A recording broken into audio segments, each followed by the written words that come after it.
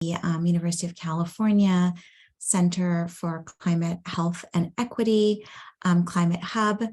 We are really excited today to be able to bring to you the key health takeaways and expert perspectives from the recent COP27 meeting in Egypt. I want to take a few seconds to introduce our fearless founders and developers of the Climate Hub, Heather Whalen and Hillary Ong, both of whom are at UCSF and have really put together this idea of a hub that brings together the climate and health community across UCSF and the other UC schools. Heather, and actually I should introduce myself first, which I completely forgot.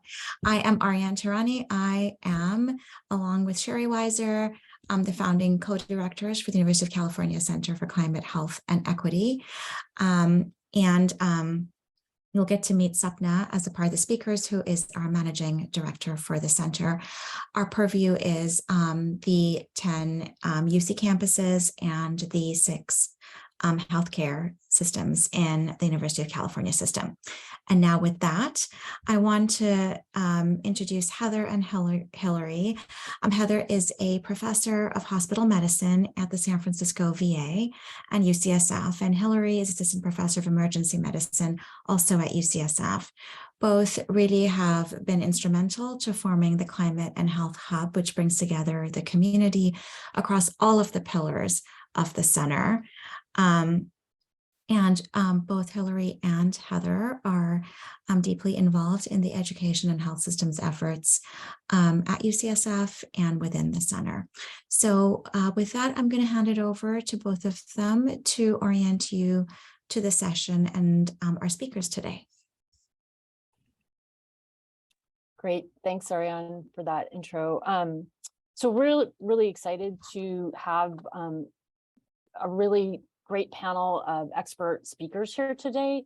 And we're just going to dive into introductions. And just to kind of give you an overview of the format, we have 4 prepared questions that we'll have all of the speakers respond to, and then we'll leave some time at the end for audience questions.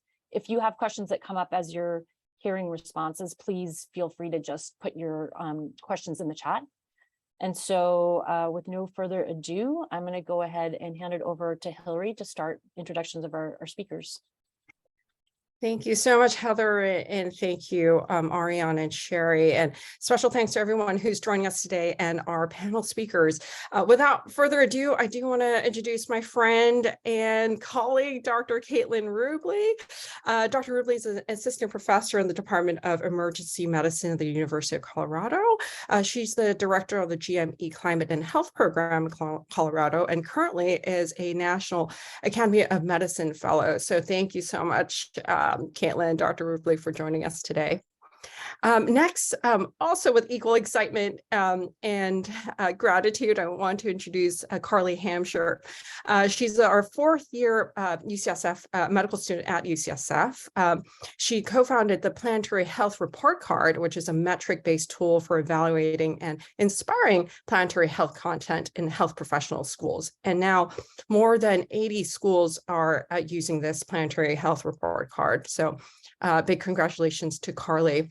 She also received the UC President's Award for Outstanding Student Leadership.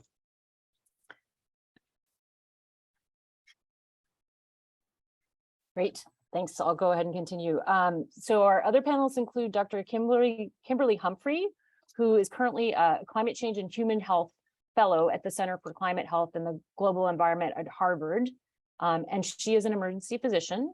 She's on the National Board of Doctors for the Environment in Australia, and her research focus is on adaptation strategies for wildfires in Australia and California. So welcome, Kimberly, Dr. Humphrey. And then our final and 4th speaker is Sapna Thadathil, who's a PhD and is our managing director of the UC Center for Climate Health and Equity. And prior to this, she had a number of different roles, including being the Associate Director of Sustainability in the University of California's Office of the President. And she has worked on environmental policy for multiple organizations, from the U.S. Environmental Protection Agency to Healthcare Without Harm, And we're really excited to have all of our speakers here today, all of whom 3 of our 4 were on the ground at COP27, and I know Sapna presented and participated remotely. So I'm going to go ahead and hand it over to Hillary, who's going to get us started with our first question. Great, thank you. So as Heather mentioned, we have sort of 4 prepared discussion questions. I do want to direct this first question to kick us off to Dr. Humphrey. Dr. Humphrey, what are your thoughts or top takeaways from COP27 as it relates to health? So pretty broad, sort of high level question. And if you can comment on like the successes or wins and remaining challenges that you got from COP. Yep, absolutely. So I think there was generally excellent momentum in the health community. So we really felt that there was just a lot happening with health in general, which was fantastic. I think it's really interesting when we're in our health silo, we feel like we've been doing a lot and it's been very, very important for a long time. But this was only the 2nd year of the COP26 health program. Before that, health wasn't even on the agenda at all. And it's still not a main agenda item. But we are seeing that momentum building to include health more broadly across discussions. We also saw the rollout of the Alliance for Transformative Action on Climate and Health, which is called ATTACH, which comes from the COP26 health program. And that's about using the collective power of WHO member states and that momentum from the COP26 health program to try and drive things forward in regards to integration of climate change and health nexus into national, regional, global plans. So that's things like financing, climate resilient health systems, supply chains and low carbon care as well. So that's some really great progress. I guess one of the negatives, if we can call it that I saw was especially in my conversations in the Australian pavilion in particular, was that we still saw health being very siloed. So there was still a lot of conversation of, oh, what does health have to do with transport, with anything else? And really not that appreciation that health needs to be integrated across sectors. So that was a little disappointing. And I think there's definitely more we need to do to gain that understanding amongst people who aren't in the health space, that health is important in many, many different parts of climate action. Thank you, Dr. Humphrey, for that insight. It's a very different perspective when you're reading the news headlines versus sort of this on the ground experience. So appreciate that. I want to turn to Carly. I know you also are able to join COP this year, and sort of following up from Dr. Humphrey's comments, sort of what are your sort of key takeaways and maybe thoughts around how we can continue to elevate our voices as health professionals? Yeah, I think my key takeaway was very similar to Dr. Humphrey's. Overall, I just felt like health was not a huge part of the climate discourse at COP, despite the 40,000 people in attendance. You know, being here at UCSF, which is exclusively a health sciences university, climate change here is always talked about in the context of health. But I realized at COP that's not really a framing that's shared by the vast majority of people worldwide.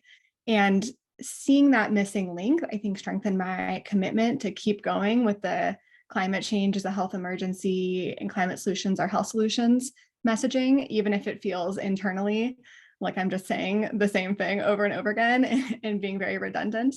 You know, Ed Baybach teaches us that the best way to communicate about climate change and health is with simple, clear, consistent messages repeated over time by a variety of trusted communicators. And being at COP showed me the efficacy of that. And of course, this is my first COP, so I don't have as much of a range of experiences or a reference point, but from the comments that people made in the side of successes, it does seem like the voice of the health sector at COP is rapidly increasing. There were several hundred people at the conference representing health this year versus just a handful a decade ago. And the last 2 years, there was even a dedicated space for health at the World Health Organization Pavilion. So I hope that will continue to see the health voice emerge in years to come. What a fantastic experience. This is the first COP that you joined. So thank you for that insight, Carly. And what a key sort of take-home point, like you just brought up in sort of the teachings from Ed Baybach, the giant in climate messaging, which is repeating that health is important when in discussions of climate health or climate change. So I want to turn to Dr. Rublee, sort of your takeaways and how we as health professionals can elevate our voices in the space. Absolutely. So this was actually my third COP, if you can believe it. And so I have a little bit frame of reference there to say where we have come. And so thinking back to COP25 in Madrid, there was no US center. There was no US center. And so what there were NGOs, there were all of these other countries. And so I very much came at it from an interest of low and middle income countries and seeing how these countries talked about climate change all the time, especially in regards to climate related extreme weather events, which is much of my work. They said it fluently all the time. And then as we've grown and as now in the third COP, we see the US's presence, the UK's presence, and these high income countries starting to make commitments. So for me, it has been quite transformational. We talk about what health means. It's still quite small, but the delegation is growing. Look at all of these people. I mean, Carly is amazing, a medical student, and we had several other medical students and young advocates coming up and saying, this is the rest of our career. These are our patients. These are ourselves as professionals, as clinicians. Now is the time to make commitments and go. And so I really felt that this year. One of my key takeaways, and I'm happy to expand on it later, is that there was the first ever climate justice pavilion here at COP27. And it was just amazing to hear from all of these voices and organizers who have been doing climate action long before it was ever a headline, long before people have even started talking about it. Now, one other thing I just want to bring up for those of you who have never been to COP is kind of what the landscape is like, because I think it's very confusing. Like what even is a COP, right? So it's kind of like this international conference, and it's a little like being in an airport, if I will. So there's several football fields. There are all these giant pavilions, I think at least 5 different buildings. And then in each building, in the blue zone, which is where the negotiators are and where you need a ticket in order to enter as observers, which we were, there were all these buildings. And then inside each country has their own pavilion. So for example, Ukraine had a pavilion and they had a virtual reality goggles so people could experience what the environment was like there. And then they talked about key initiatives. But there is also other pavilions. So the green zone is one, and that's kind of like an adult science fair. It's open to the public. It's all of these universities and organizations coming together and you can walk through. You can walk through and see what they're doing in regards to fashion and reducing waste, and then talk with all of these stakeholders in the arts and media. And then there's kind of press throughout there. There's also the New York Times Climate Hub, which is pretty nearby and adjacent, and they bring together all these different voices. So for example, they brought together activists, they brought together leaders of fossil fuel companies, they brought together heads of state and nations, individuals from civil society. And so they really give them a platform to have these a little bit more honest discussions of what's going on and what's taking place. And then there's an innovation hub, again, which is free, open access, but that is where more of the technology people are. So for example, I went in there and I had conversations with business leaders, non-health sector business leaders. So what was Amazon doing to reach net zero? What were some of these other companies doing? And then really challenging ourselves from a health standpoint to say, how does this apply to the work that we do in science and medicine? What great insight, Dr. Rublee. Thank you. It's like painting this Disneyland-like picture in my head. I've never been a COP, maybe in the near future. So I do want to hold that thought on the climate justice tent. I think an important sort of thread throughout our center. So hopefully that will come out in later discussion. I do want to turn to you, Sapna, and your thoughts and sort of takeaways. Thank you, Hillary. And so I attended virtually, just so folks know. And I I agree with everything that the panelists before me have said. So I don't want to repeat what they've said, but I wanted to offer a slightly different perspective as someone who has been in the sustainability and environmental space for years, and to also add to some historic perspective. I think the world came together in the early 90s, 1992, to sign, really led by the UN and nonprofits, the NGO community, on the United Nations framework for climate change. So that was about 30 years ago. And to agree again with what the panelists have said, health wasn't really on the table then. And it is, while still not a big centering principle, still not on the, discussed as much as it should be at COP, but the fact that there are clinicians, health professionals thinking about climate change and the relationship of it to health, attending COP, going to COP, the fact that, there are side events dedicated to this intersection of climate change and health. These are all good things. They're new, but this is a growing issue at COP, and so that's good. I do see a change compared to 30 years ago and 20 and 10 years ago. So I think we're moving in the right direction. I think what is leading to this change is, unlike 30 years ago, we're now really starting to see the health impacts of climate change on populations. And we now have definitive science that shows that climate change is contributing to terrible health outcomes for many populations, for vulnerable populations. We didn't have that science or as strong, as much science about this 30 years ago. So I see this really bolstering health presence going forward. And I mean, it's awful, but that's what it is. And I see going forward, there kind of being a few ways in which health is likely to be featured more in COP going forward. The first is thinking about adaptation. How do we help build resilient communities? How do we prepare the healthcare sector, our clinics, our hospitals to respond to these negative health impacts? So I see that, this like adaptation resilience piece. But I also see, and I saw this at COP this year, this focus on mitigation. The healthcare sector itself is contributing to the problem. I've heard different estimates that the healthcare sector contributes, anywhere from 4 to 5% of emissions globally. And the US portion of that is pretty significant, from purchased electricity to emissions leaking from anesthetic gases to being really inefficient with energy use. So there's that mitigation piece that I'm now seeing there also be focused on with health.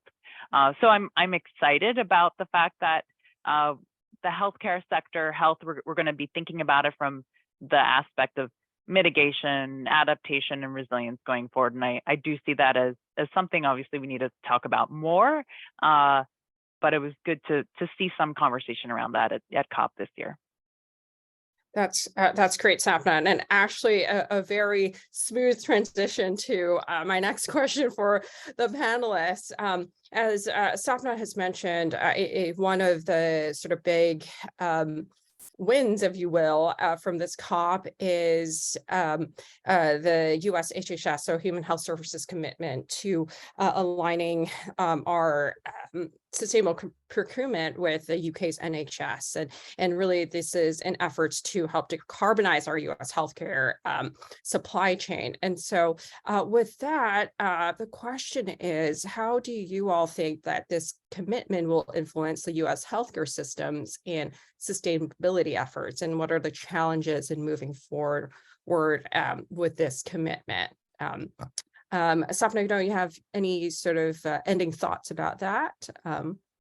Sure. Gosh, there's a lot I can say on that. So I just want to clarify that commitment really focuses on something that we consider to be scope 3 emissions, or what's going on in the supply chain. So what is the impact of what we're buying? So that's one piece of climate impact. It's an important piece. I know that we have a lot of work to do at the University of California, so I thought I'd just share. The University of California has a carbon neutrality commitment, and that's to be carbon neutral in scopes 1 and 2 emissions by 2025. And then we're going to be tackling scope 3 emissions by 2050, likely earlier.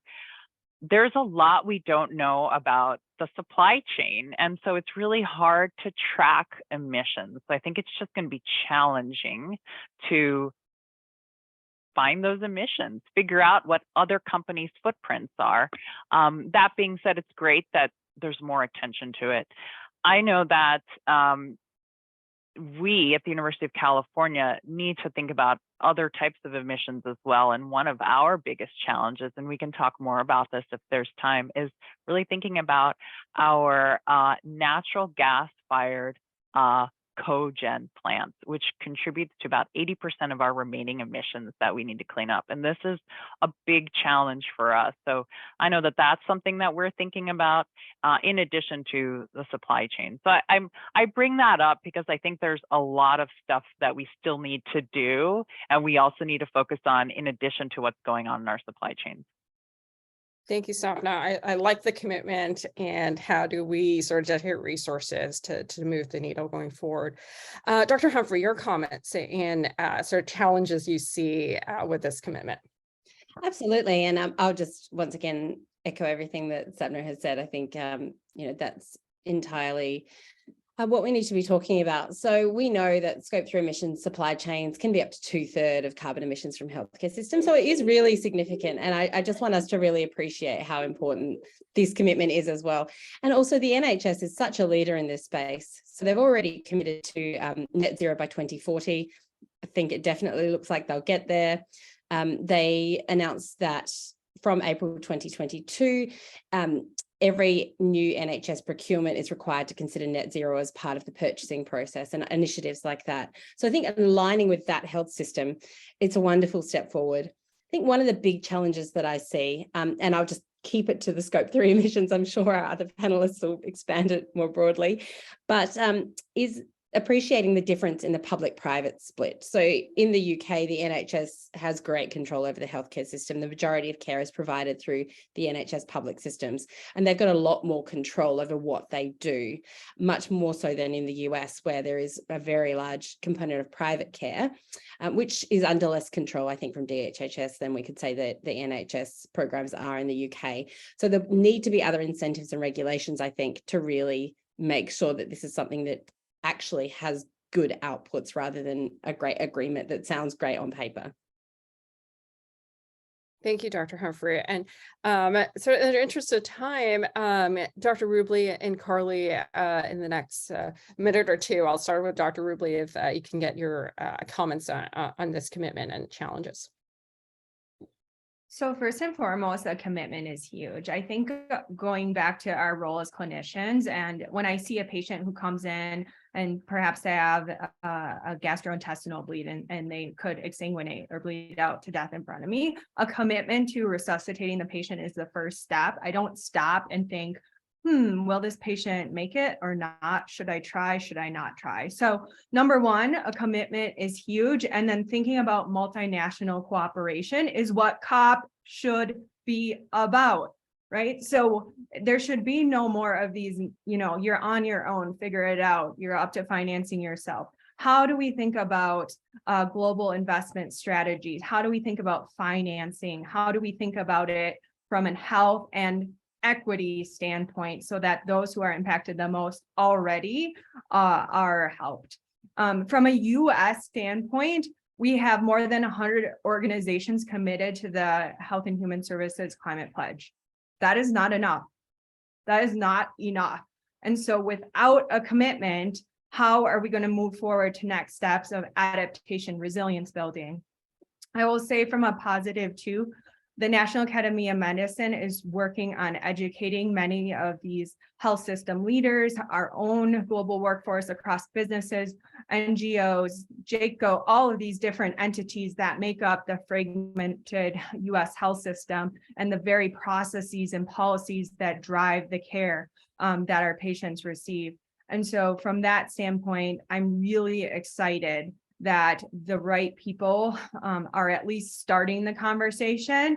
And then if we can make sure the people who are impacted the most and those organizations who have been working on this and all the structural factors for a long, long time are at the table as well through the Justice 40 initiative and others which have already begun, that will be huge. The last thing I will say is in regards to implementation. This was an implementation COP. And so as the Inflation Reduction Act was passed, as we talk about these multinational commitments, it's going to be essential to think about what implementation looks like, because it could make or break any of these commitments. We need to make sure that, again, the right decision makers are at the table and that we are really measuring any of the interventions from a health and equity standpoint.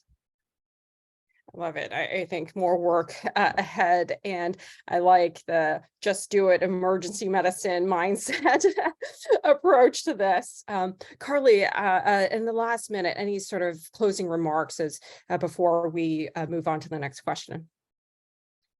Yeah, I think as Sapna mentioned, healthcare scope 3 emissions are notoriously difficult to wrangle because the contributors and therefore the holders of the responsibility are so diffuse. And so we really need agreements like this, even if they're not wholly international. It's hard to get 200 countries at COP to agree on anything, but if we can get a big enough piece of the pie that it raises the threshold for everyone, because it's no longer worth it for supply chain contributors to make two different products, kind of like we're seeing with California auto standards versus the rest of the country's auto standards, I think we can make a lot of progress. So it's still remains to be seen what exactly this agreement will look like. The details are still being worked out, but I'm hopeful.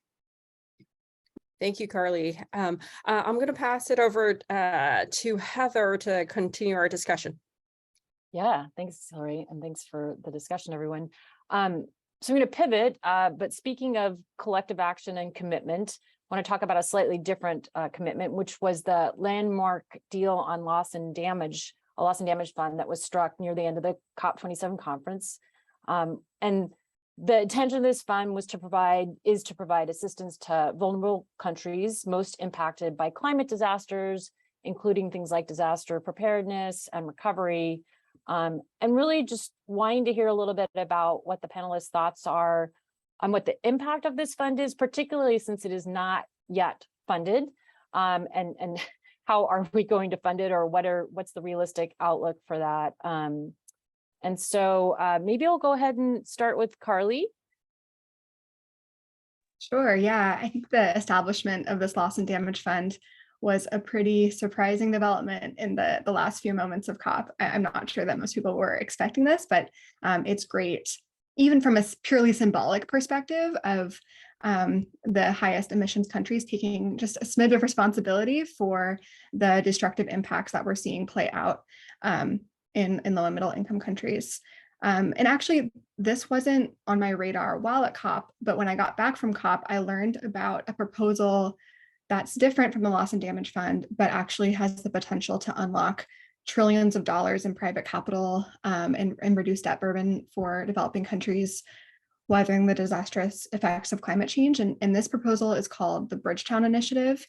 And it was proposed by the Prime Minister of Barbados in coalition with many other global South countries.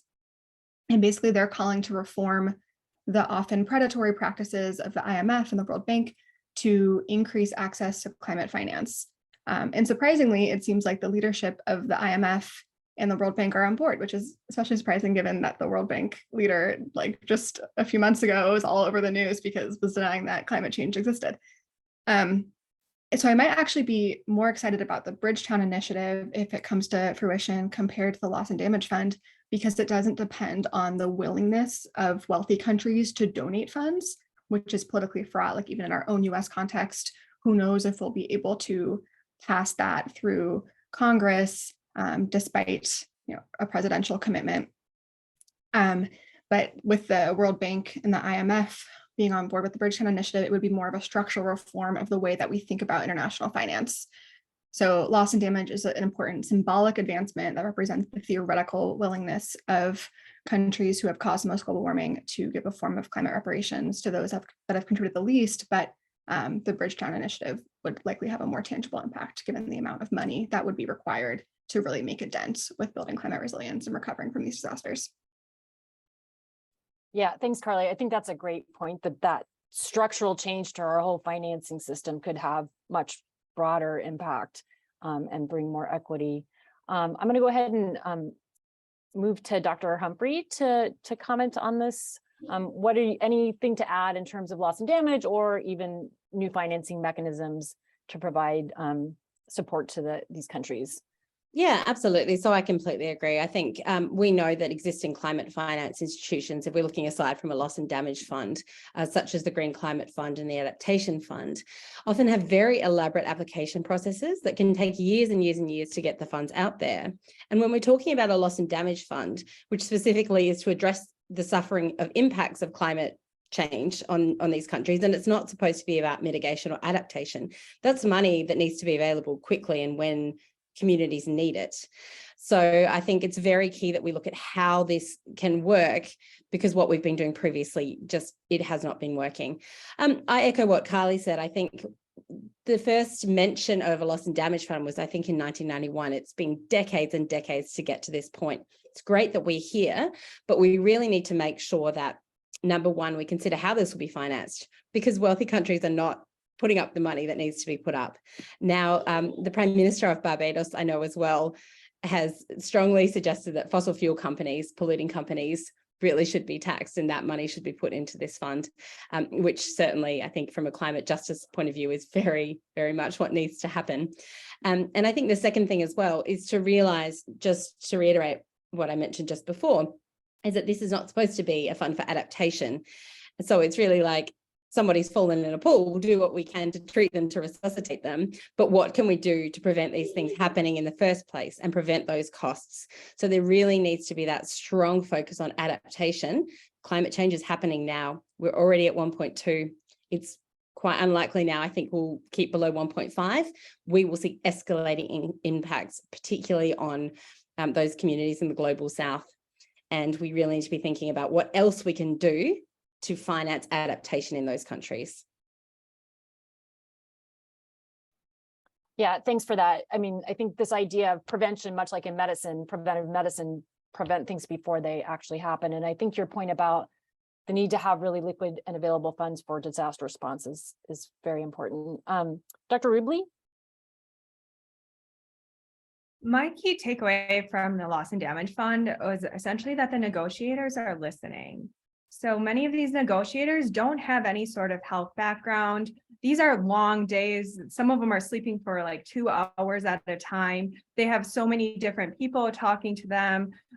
Many that I talk to have like a law background. Again, very different from the perspectives that we had. And so we're also competing with, I'm not sure if you know, more than 600 different representatives from fossil fuel companies were on the ground at COP. So who do you hear from? All of the people versus the clinicians and the women and children who are affected by gender-based violence, the youth movement, Indigenous people, Black communities, the Climate Justice Pavilion. So all these different voices are coming up.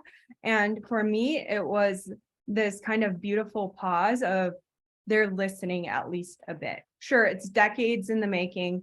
This is kind of how the climate crisis as a health crisis seems to go, right? But we're there and we're at least moving forward.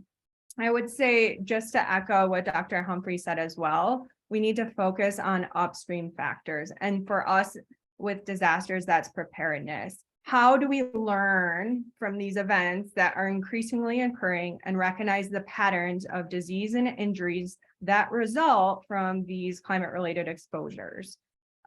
We need to learn from it. And part of that is, again, getting in our circles and crossing silos, having these conversations with scientists, environmental scientists, atmospheric scientists, policymakers, clinicians, business leaders, all of these different entities to say, what are our next steps right here, right now? The last thing I would say is in regards to the World Health Organization pavilion. So there it's really bringing together a bunch of the health voices. And so they talk about loss and damage in regards to lives and livelihoods. There is no better person than clinicians caring for patients to be able to have these conversations. And so as an example, there was a thoracic surgeon who showed pictures of lungs exposed to air pollution, again, teenagers, 20-year-olds, 30-year-olds that were Black, clearly sick compared with healthy lungs, and using his very real experiences in India to create change and educate. So I think for me, that was huge in regards to how do we move forward, we educate, and then we use our knowledge to act, because it's not quite so useful if we just keep it to ourselves. Yeah, thank you. Great points around equity, collaboration, and really how do we communicate. Sapna, I just want to move to you for some last comments on this question. Yeah, I think honestly, just briefly, what I'd add is, yeah, I was interested. It was interesting to hear everyone else's responses. Like, is this just symbolic? Is this still important if it's only symbolic?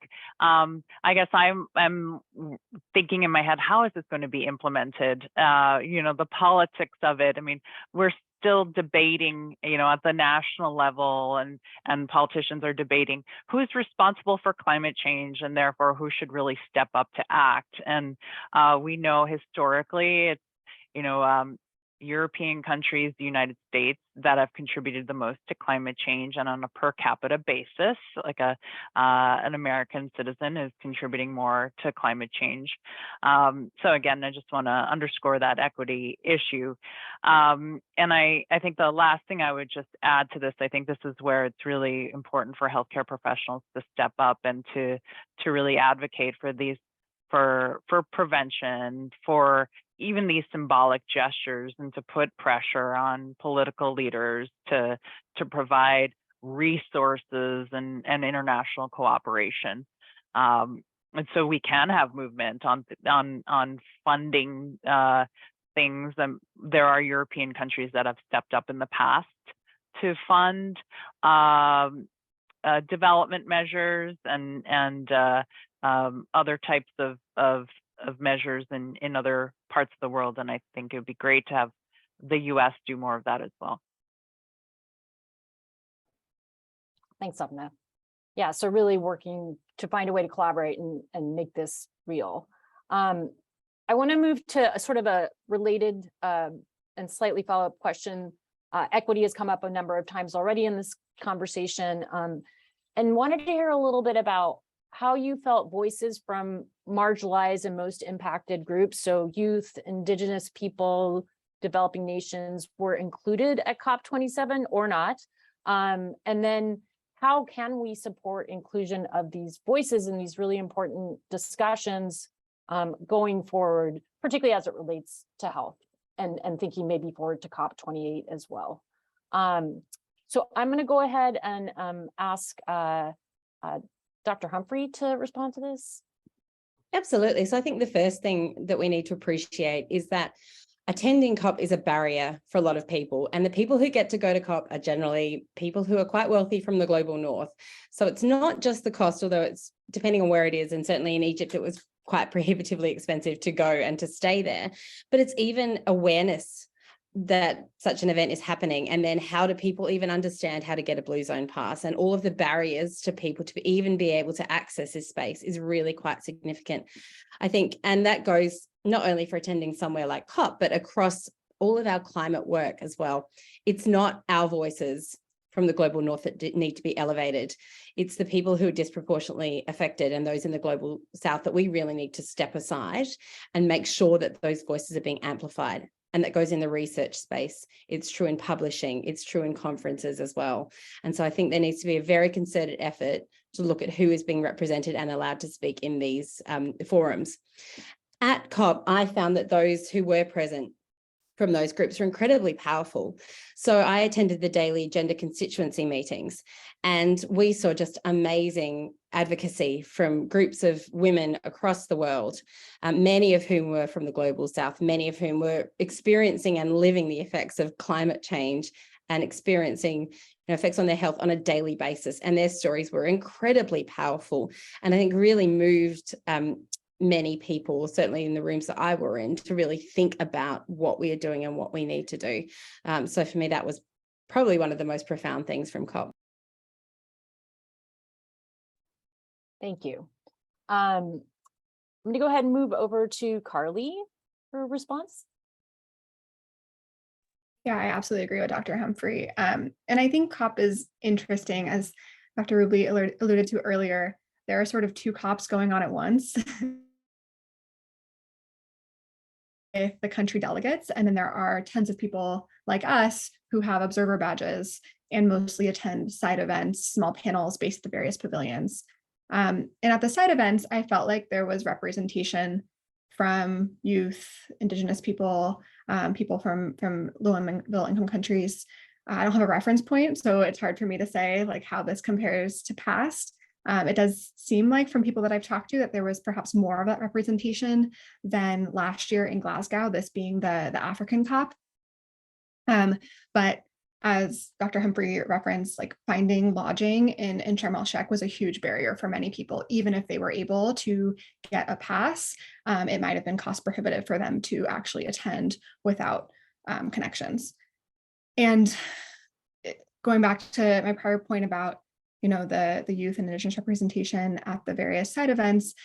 For example, at the New York Times side event that we referenced earlier, there were a lot of panels that had, a very senior expert side by side with someone like D.A. Bastida, who is a famous 20-year-old Mexican and Indigenous climate activist, or Luisa Neubauer, I think that's how you say her name, a 26-year-old German woman who sued her government and won. But I don't think that those voices were super present at the negotiation level, which is a major gap, because at the end of the day, like those are the decisions that are coming out that actually have the potential to mobilize the countries of the world. Thanks, Carly. Yeah, so I think this issue about who is actually making decisions, not just who's present to be involved in discussions, is a really important point. Sapna. I agree about the cost of attending COP. I mean, just think about it, the airfare, the hotel, it was several $100s per night for a hotel, many hotel rooms. It's a lot of money in general. Something to think about is what happens in between COPs, after COP. Who is present at the conversations that are happening in DC, at the negotiations that are happening, the lobbying, who's doing the lobbying in DC. The fossil fuel companies are going to come back from COP and then they're going to go straight to Capitol Hill. So I think it's really important to bring people together. There's so much we learn from each other when we're in a room together. And I also just want to keep thinking about who's in the room after COP. Yeah, thanks, Sapna. Dr. Rublee, I'm going to ask for some last comments from you. Absolutely. So for me, I think about it every year of, should I go? Is this the right thing? And honestly, it's really about the patients that I care for. And right here in this country, I mean, there's stark disparities in health and healthcare that we witness. And then on a global status, no doubt about it. I think as I've kind of come to terms and thought about this, we still have a platform. We have the ability, I have the privilege to go and just speak at least a little bit of truth to what their experience is, the science that we know, in order to really create change and instill change. So I'm not sure if it's been said, but we come into contact with these negotiators. So I had pretty long conversations with state senators from California for example, and you run into all of these people, and it's funny that you have to go there in order to make that happen. But I have the privilege to say, this is the African COP. Not every country on the African continent is actually here even. What does health and equity look like in your city in California? You don't know? Let me connect you. And that is just a starting point that can have long-term change. Just as a final point too, I think about who is at the table so much, and the US and our own history has excellent examples where the right people were not at the table and decisions were made for them, not with them. And so how do we amplify the voices and get those people who need to be at the table there? One of that is women. And so if you're not familiar, the UNFCCC has a gender report of what percentage of negotiators in countries are women. And they've, again, committed to action and keep a track record and are working to improve that representation over time. Just as a final thought, I would say I went to a panel for small island developing states, and Tuvalu and Fiji have been leading for a lot of years from a policy standpoint. And I was really surprised because it was, I think, 4 males up there. And the lead raised his hand. He said, I am just going to throw this out here. We invited our female colleagues to come and present, but they are all negotiating. And so again, thinking about as we move forward, what representation not only in gender looks like, but in demographics, in race, in experience, and all of these other factors that are so important to crafting smart policies that drive sustainable health changes. That's the hope. And again, clinicians have to be at the table, at least somewhat, because of the experiences we have. And we're going to bring along our friends too. So that's what I have to say about that. Yeah, thank you. I think what I'm hearing is that increased diverse representation and inclusion in these conversations, but not nearly enough. And that part of our role as health professionals is to advocate for and elevate bringing in those other voices to these conversations. So thank you. So we're running a little bit shorter on time. We have about 9 minutes left. And I want to make sure that we have time for some audience questions as well. So I'm going to go ahead and pivot to that. And I think maybe we have a couple questions from the chat that I'll bring up here. And then if there are audience members who want to ask questions, please add those to the chat as well. I think one question that came out was whether or not there was discussion of using loss and damage to support people who are climate refugees, either who are internally displaced or need to leave their countries. Was that included as something that loss and damage would help with or not? And I will let any of the panelists who wants to respond go ahead and unmute yourself if you'd like to answer that question. I'm not sure if the mechanisms of how exactly the loss and damage funds will be allocated have been entirely worked out yet. It's definitely an open question, but I think you bring up a really good point about what loss and damage cannot cover, because there is only so much that you can quantify when it comes to the destruction of people's homelands and neighborhoods, right? Loss and damage cannot pay for the loss of culture, the loss of identity, the loss of childhood.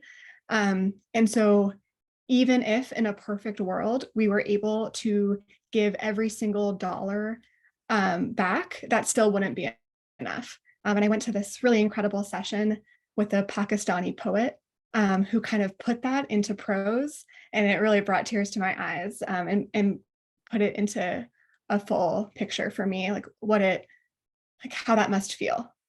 Not that I can never understand. Yeah, thanks, Carly.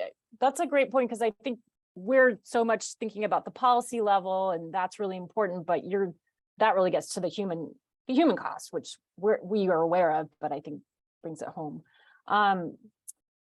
Any other speakers want to comment on this question, or we can move to another question? Yeah, it's just very quickly going to say from an Australian perspective, and I think we need to be very overt in saying that wealthy countries are not stepping up to assist our countries in the global south in this respect. So particularly to Australia, there is zero talk of Australia accepting climate refugees. Australia has a very strict migration policy, and they are not looking like they'll move on that anytime soon. Australia would like to host COP in the next few years, and the proposal that they've put forward was to host it with the Pacific Islands, who have turned around and said, we aren't really interested in doing that with you unless you come to the table and commit to greater climate action and mitigation specifically, and help for the islands, which I think is absolutely fantastic, because there's a lot of talk, there's not a lot of action. Thank you for that. And it would really, really personally pain me if I don't bring this up, and that I personally I feel disappointed that there wasn't any progress on the mitigation side, which is moving away from fossil fuels. And I just personally had to bring this up. And I think it ties well to one of our audience questions. I think it's from Geraldine. In sort of in that context, if we don't talk about mitigation and how to move away from fossil fuels, what is that impact on the health side, one, and kind of looking forward to COP28, what do we need to do, sort of like to Sapna's point, like in between now and COP28, and elevate again the health impacts from climate change looking ahead to COP28?